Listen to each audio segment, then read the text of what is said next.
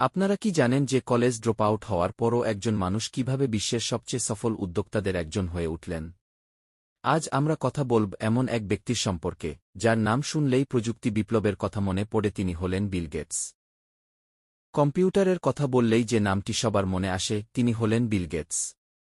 Microsoft প্রতিষ্ঠার মাধ্যমে প্রযুক্তি জগতে বিপ্লব ঘটিয়ে তিনি হয়ে উঠেছেন আধুনিক যুগের অন্যতম সফল উদ্যোক্তা। বিল গেটসের জন্ম 1955 সালের 28 অক্টোবর, সিয়াটল, ওয়াশিংটনে। ছোটবেলা থেকেই তার গণিত ও বিজ্ঞানের প্রতি ছিল প্রচণ্ড আগ্রহ। তার পরিবার চেয়েছিল তিনি আইনজীবী হবেন, কিন্তু গেটসের মনে ছিল ভিন্ন স্বপ্ন। স্কুল জীবনে তিনি পল অ্যালেনের সঙ্গে বন্ধুত্ব করেন।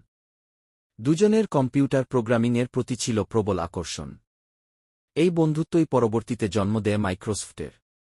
1975 সালে গেটস ও অ্যালেন মিলে প্রতিষ্ঠা করেন মাইক্রোসফট।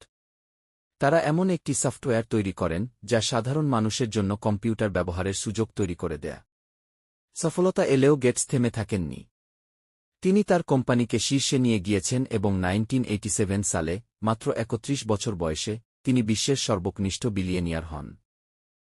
এই ফাউন্ডেশনের মাধ্যমে তারা স্বাস্থ্য, শিক্ষা এবং দারিদ্র্য দূরীকরণে উল্লেখযোগ্য ভূমিকা পালন করছেন। গেটস বিশ্বাস করেন, একটি উন্নত বিশ্ব গড়ার জন্য আমাদের সবার দায়িত্ব আছে। বর্তমানে তিনি প্রযুক্তি, বিজ্ঞান এবং সামাজিক উন্নয়নের উপর কাজ করে যাচ্ছেন।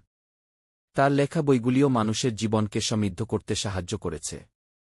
বিল গেটসের জীবন আমাদের শেখায় যে সঠিক স্বপ্ন, কঠোর পরিশ্রম এবং উদার মনোভাব থাকলে আমরা পৃথিবীকে আরও ভালো একটি জায়গা বানাতে পারি।